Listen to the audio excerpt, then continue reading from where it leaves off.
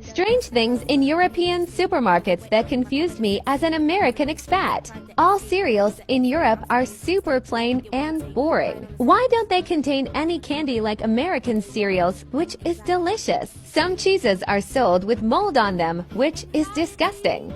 Do Europeans really eat this? Chicken in Europe is not washed in chlorine like in the rest of the world, which makes it super dangerous to eat. How do Europeans not get salmonella or coli from eating their unwashed chicken? Everything is so expensive here as they secretly add loads of tax at the price tag instead of adding it at the cashier like they do in the rest of the world.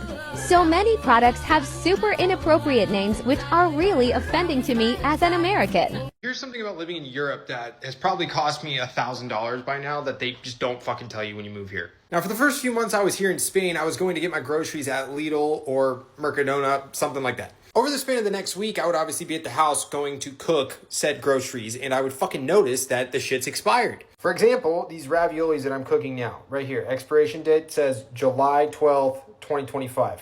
It's November now. So I started throwing all the shit out. And then one day my girlfriend came home and was like, where's the food? Well, come to find out, she tells me that the expiration dates are actually backwards here. So instead of it being July 12th, 2025, it's actually read December 7th, 2025. I don't know if this is just another one of those American things like inches or pounds, but it would have been good to know before throwing out all my groceries.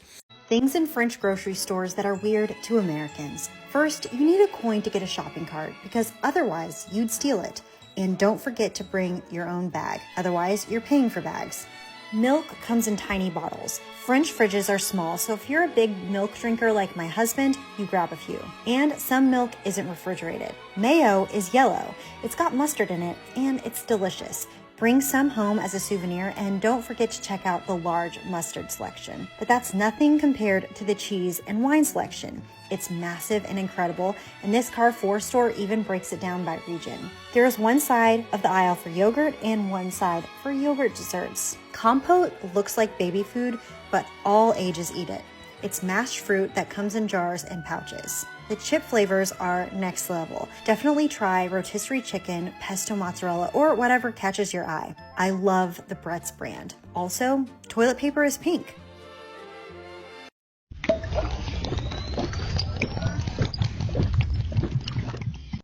I feel like literally every summer, this trend keeps popping back up on TikTok of Americans saying, I'm dehydrated because Europeans don't drink water. And I'm just, where does this idea come from?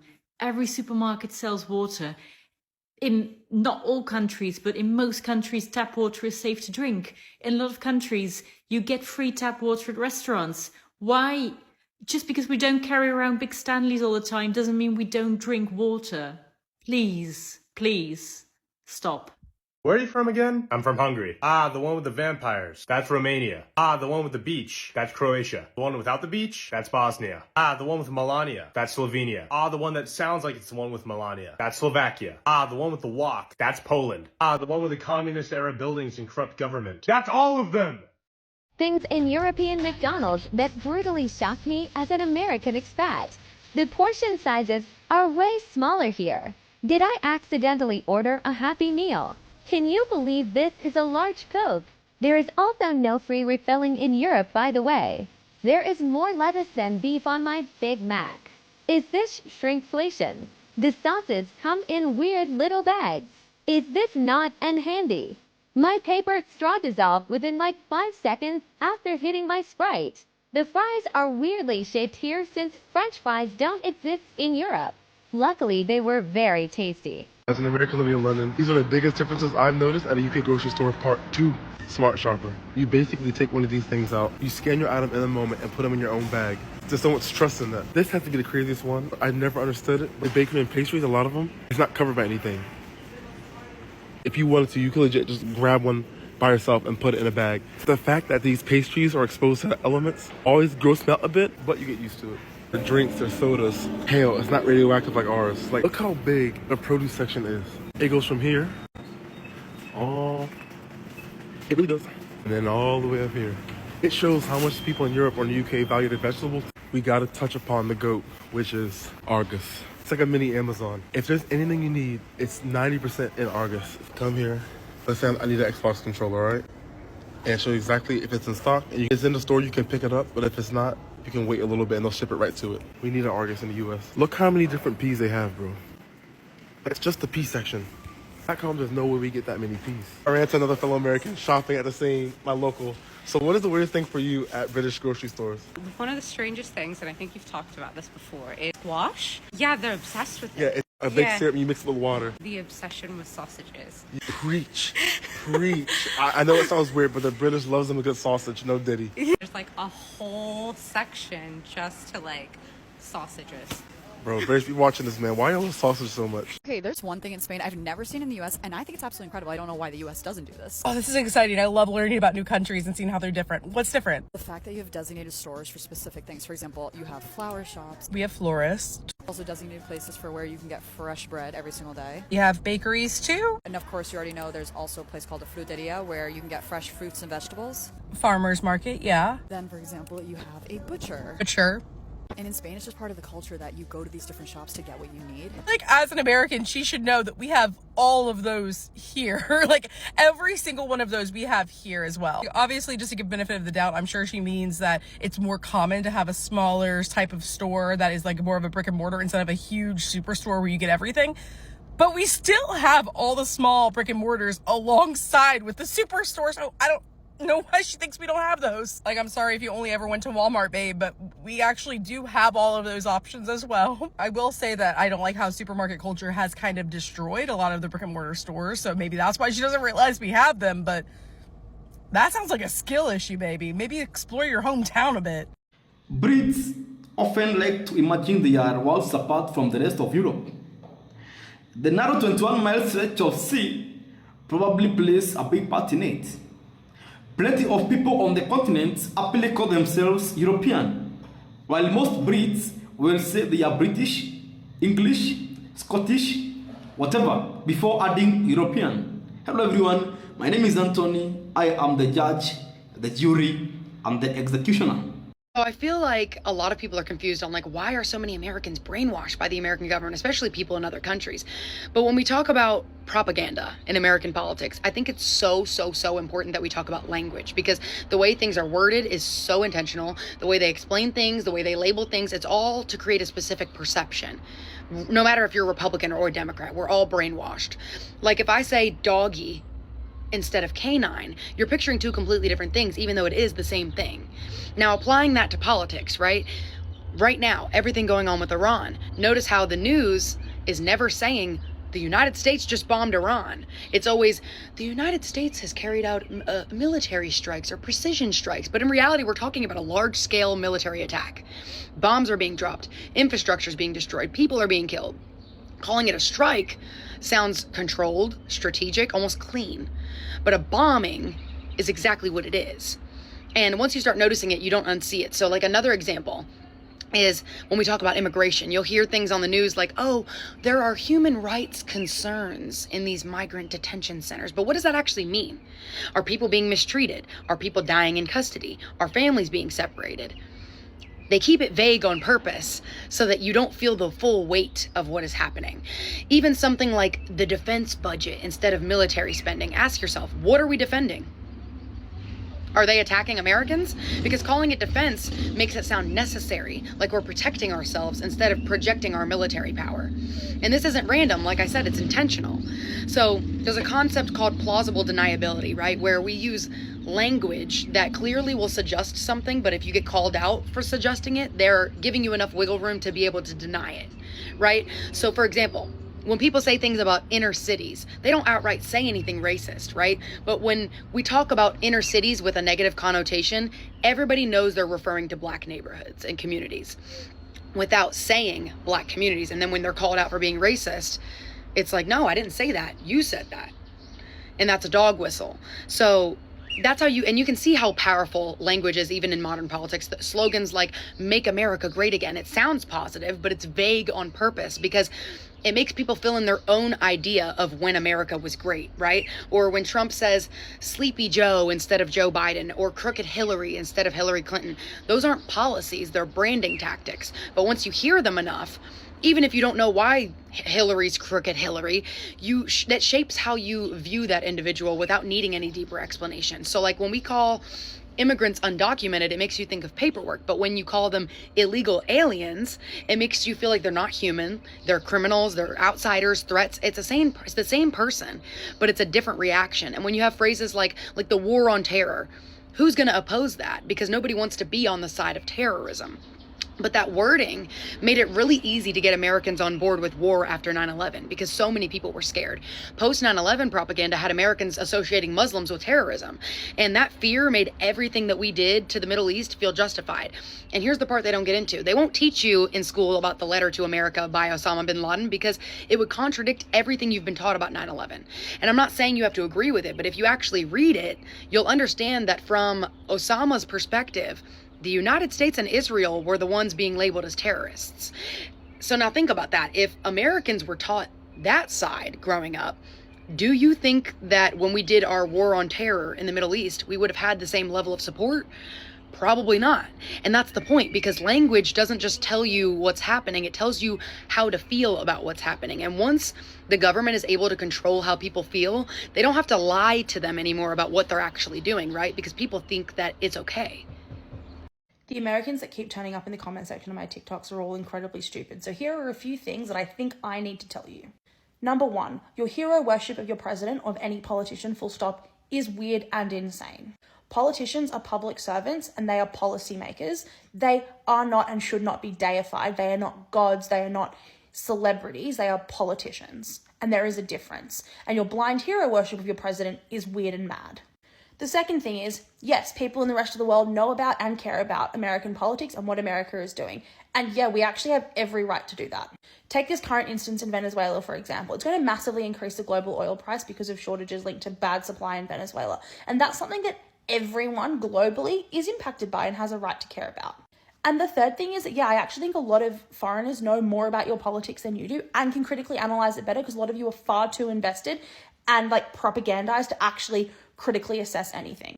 Sorry about it. The best thing about the French language is the way that you can speak it perfectly, you can understand the grammar, you can know everything, but unless you know French culture, you can't communicate with a French person. You just can't. For example, here is a sign that gives directions in English in my French office in Bordeaux, and it's supposed to be giving you directions somewhere. Can you tell me where it is? It says, Brian, he's up there. Now, even if you are a native English speaker, you might be thinking, I don't know, that's just telling me where Brian is. But even though the joke is in English, you still have to understand French culture to get it. Because there is an ongoing meme in France, I've already spoken on this, that Brian is in the kitchen. It's something that everybody learns in school, and then there was some comedian that started making jokes about it. Brian is in the kitchen. So when you meet a French person as an English speaker, oftentimes they will say, Brian is in the kitchen, because it's one of the first things that French people learn. And so the joke here is that we're an English-speaking company, even though we are French-based. And so to tell people where the kitchen is, why would you just say kitchen? Of course not. We say, Brian, he's up there. That means the kitchen is upstairs. Happy to translate anytime. All right, listen up. I am an American living in Germany, and I've been here for about 10 years now, so I feel fully qualified to speak on this matter. When I first moved to Europe, I was under the impression of I'm only here temporarily. This is like an extended holiday. I'm gonna do my thing here for a couple of years. Eventually, I'm gonna go home and I'm gonna go live back in the States. That's my homeland, land of the free, home of the brave. There's no place better. Now that I've been here for so long, I'm not sure I'm ever leaving. I'm not sure I will ever go back. Growing up, I feel like we were all fed the same lie. There is no place better than the US of A, we are the best country in the world. We are the greatest country in the world. Everyone wants to be us. Everyone wants to come and live here. We are the center of the universe. And let me tell you one thing. That ain't it. The second I moved to Germany, I was humbled real quick.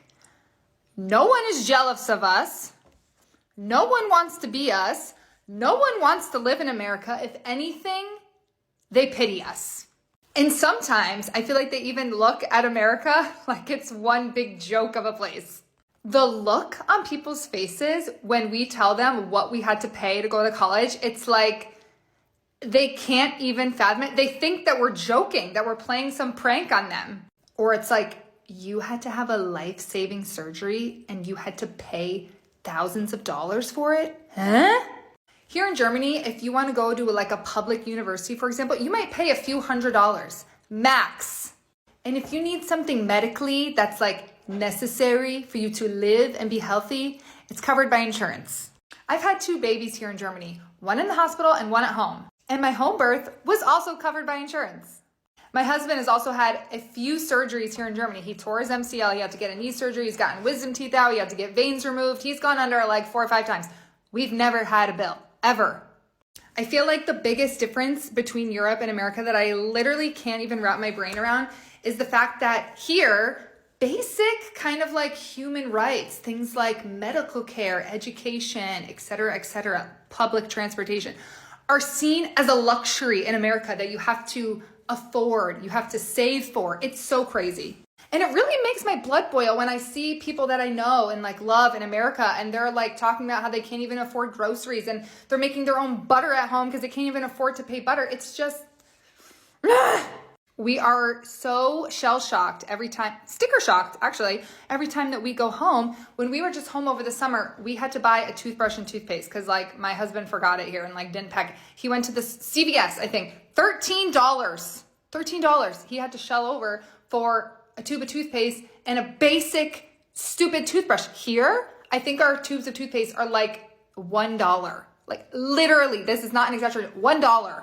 Just why were we fed this lie growing up that we live in the greatest country in the world when people die because they can't even afford healthcare, or they can't even go to the store and pay for butter, or they're working 2 jobs just to like live life normally, not even luxuriously. And then there's other places in the world that you don't need to do that. It's just, I don't get it. You still spot scars from the world wars everywhere. Some of the buildings, you can see the clear lines where fresh bricks and mortar were slapped on during post-war rebuilding. In parts of Germany and Czech Republic, those old anti-tank jokes are still planted along roads and borders because locals decided it was more trouble keeping them than removing. They just left them as a quite everyday reminder of what war actually cost. Public toilets in the Czech Republic, Austria and Hungary, you have to slip the attendant a few coins just to use a hole in the ground. From what I have gathered about FDA approval processes, it seems like Europe has much tighter regulations on its food industry. They definitely still have their share of highly processed foods, but they don't appear quite as alarming as what's often found here in the States. In France, for example, people are generally eat less junk food because making healthy meals at home remains the standard. Honestly, watching some American cooking videos gives me a lot of shock because the recipes are usually far heavier and less nutritious than my own everyday cooking. The landscape is definitely shifting.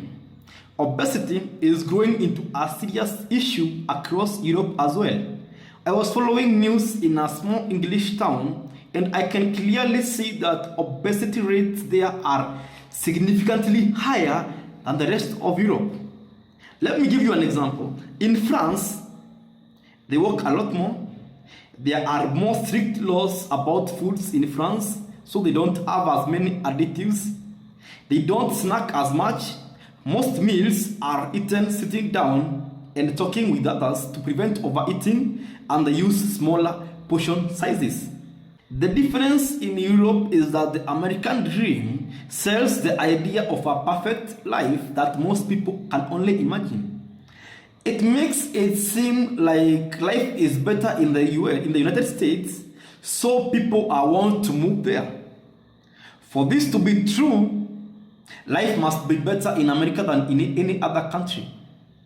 But right now, the state is falling behind almost every other country. Healthcare, jobs, safety, equality, schools, cost, and maybe good leaders.